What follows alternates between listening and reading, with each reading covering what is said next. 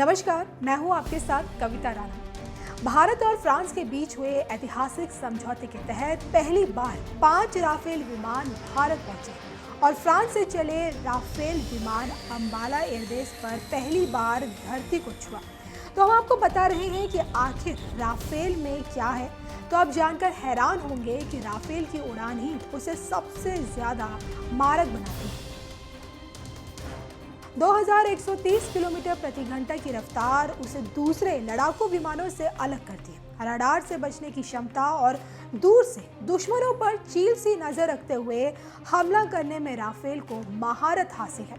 अभी तक रूस से मिले सुखोई विमानों के जरिए चीन को काउंटर कर रहे भारत के पास राफेल के आने से बड़ी ताकत हासिल हुई है। रक्षा मामलों के जानकारों की माने तो राफेल में खतरनाक हैमर मिसाइल लग सकती है, जिससे बड़ी बढ़त हासिल हो सकती है। ये मिसाइल किसी भी प्रकार के बंकर या सख्त सतह को पल भर में मटिया मेट करने की ताकत रखता है। ये किसी भी स्थिति में बेहद उपयोगी है। बेहद कठिन हालात जैसे इलाकों में इसकी मारक क्षमता पर कोई असर नहीं पड़ता।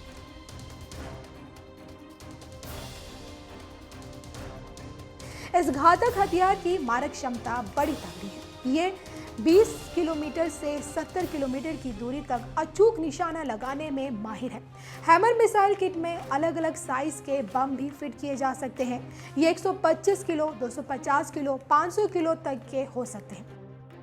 रक्षा मामलों के जानकारों की माने तो राफेल में कई अचूक हथियार लग सकते हैं।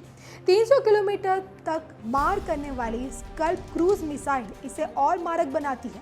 Meteor air to air missile का निशाना चूकता नहीं है। MICA air to air missile इसे दुश्मनों पर बढ़त दिलाती है।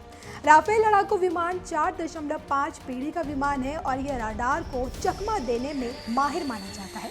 भारत के लिए ये बड़ी उपलब्धि है और अभी तक भारतीय वायुसेना में शामिल मिराज 2000 या सुखोई लड़ाकू विमान या तो तीसरी या फिर चौथी पीढ़ी के विमान हैं। और अब जानकारों की माने तो राफेल लड़ाकू विमान एयरक्राफ्ट कैरियर से भी उड़ान भर सकता है।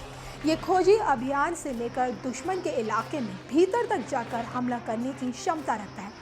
तो आप समझ सकते हैं कि कैसे ये दुश्मन पर भारी पड़ेगा और क्यों भारत इसका बेसब्री से इंतजार कर रहा था।